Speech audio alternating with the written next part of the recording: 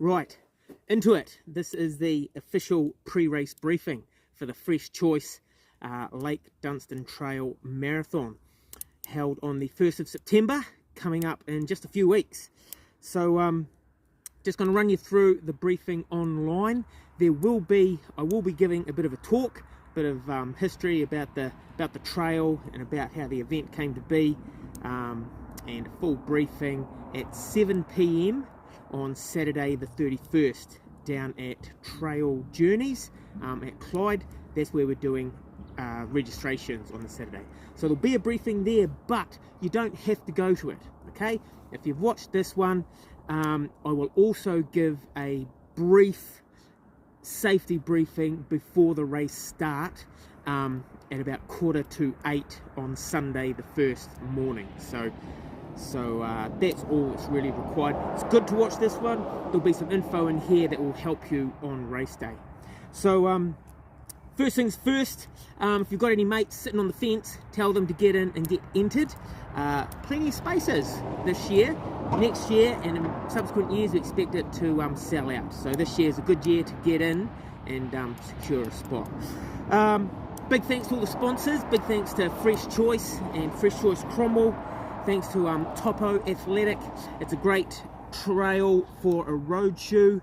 You can wear trail shoes, of course, but it's a beautiful smooth course, so you don't have to wear trail. If you're a roadie, this is a trail race for you.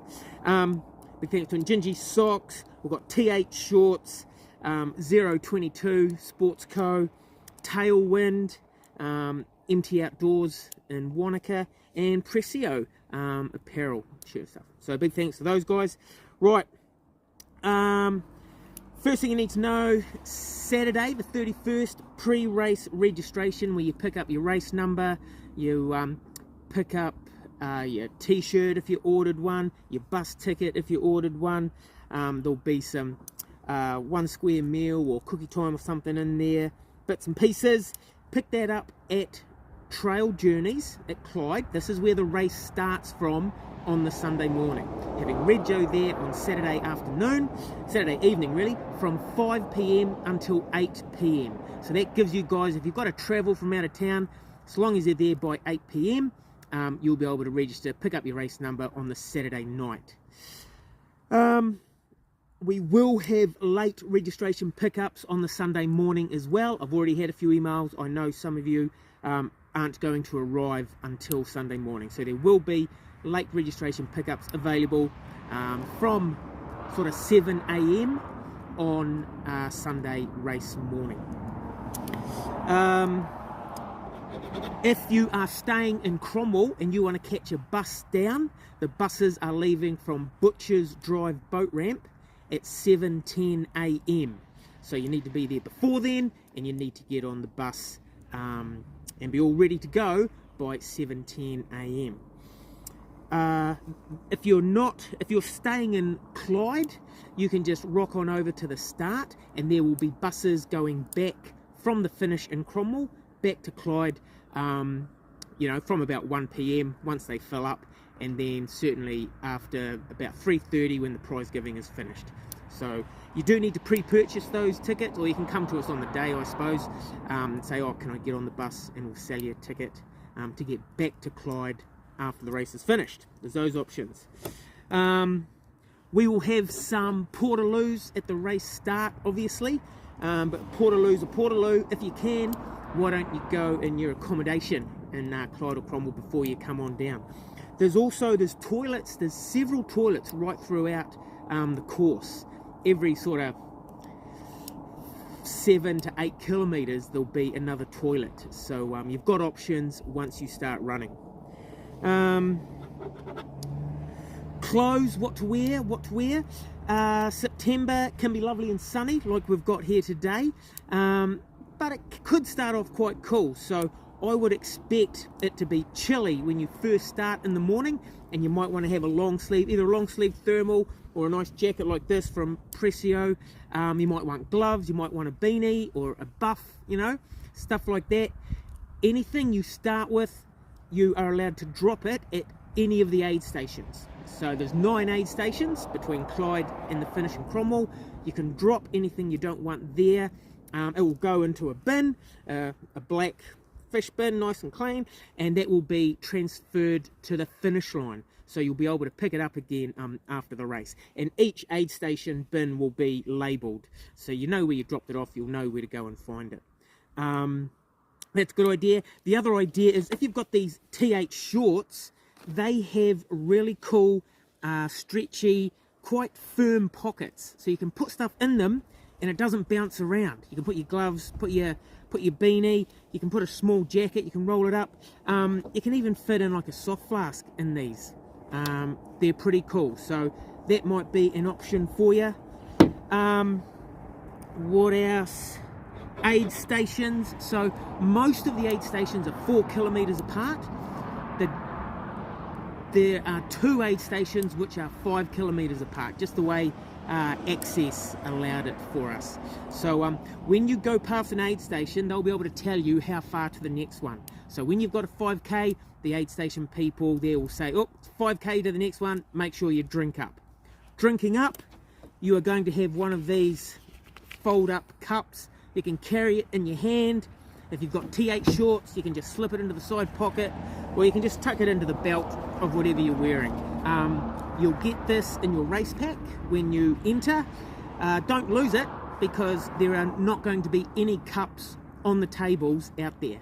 Okay, so this is your cup. As you enter, the trick is hold them by the little handle. Don't try to hold them like a normal cup, because they're soft and squishy. Hold them like that and do the old. You might need to slow down pretty much to a stop as you come into the aid stations to let them fill this up. Yeah, so if you get one of these as you're approaching the aid station, then you can grab some banana. We've got Bluebird chips. Those are gluten-free and vegan. Bananas are gluten-free and vegan, and we have got the home brand for FreshChoice snakes. And when I read the back of them, may contain milk, but it doesn't say that it contains any wheat or gluten. So that's what we're going to have. Go into the store, go into a FreshChoice, have a look at these pack of snakes and see if you're able to eat it. That's what's going to be on the table.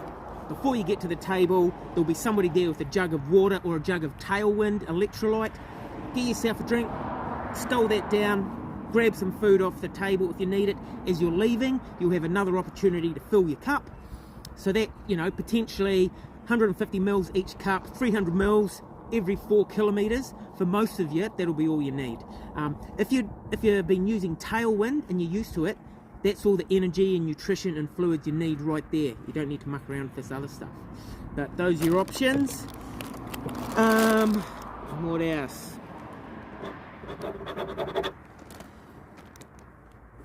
Good places for your supporters to watch you come and race. Best place is as you're heading over the dam. Either side of the dam is a good place to see you go by. Key thing is don't try to drive through the centre of Clyde. I'll send you out information about how to get to these places. Don't go through the centre of Clyde. There is a ton of roadworks and you'll just get in the way of the runners, because the runners are actually going through the centre of Clyde. So those are good spots. Once they've gone over the dam and they're into the gorge and they're on the trail proper, your next best place to see them is Carrick Winery. So there's another spot a bit further on out on the trail, but parking is very limited. No point you driving out there, the park will be full, it'll just be a nightmare. Go to Carrick Winery, they've got beautiful lawn there. You're welcome to just wait for your runner to come through. There's an aid station there. Obviously you can get yourself a wine, they do pizza and all sorts, and it'll be fantastic at the Carrick Winery. That's about 8 kilometers from the end, so that's a good place to see your folks. Then you're rocking on into Old Cromwell. At the finish line, there'll be a medic, there'll be massage available. You'll have tokens. You'll have 2 little tokens, and each token is worth $10, and you can take those to the pizza trailer. You can take it to the bar, and you can exchange that for food or drinks around Old Cromwell. So it's worth hanging around, spending your tokens and getting a decent feed. Watch out for FreshChoice. They have been beavering away in the background, coming up with some creative ideas of what cool things they can do, and they've got something pretty awesome waiting for you at the finish of the marathon. Right, what else? Prize giving, 3 p.m. There will be prizes for the worthy. Prizes for the lucky, spot prizes, they'll be handed out on Saturday night at pre-race briefing. So just trophies for first, second and third overall, and then there will be some prizes for the winners of the age categories as we go through. Remember, age categories is every 5 years, so you've got quite a good chance. There'll be finishers' medals for everyone. There'll be somebody at the finish line giving you a medal as you finish.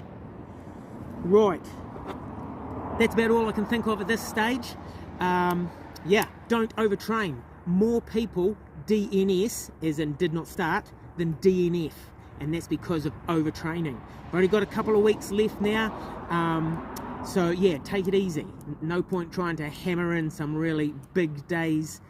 Should just, yeah, you're not tapering yet, but you know, don't overdo it. That would suck. Get an injury now. Right, go tell some mates to come along and enter and run it with you. Obviously, people can walk it. You've got a 7-hour cut-off. If you start at 8 a.m, there's a 7-hour cut-off to finish, which, you know, you could walk fast, do that easily. We do have a 7 a.m. unofficial start for people who think they're going to take longer than 7 hours. So flick me an email and I'll give you details on that. Right, that's about it. Awesome. We'll see you on the 31st of August.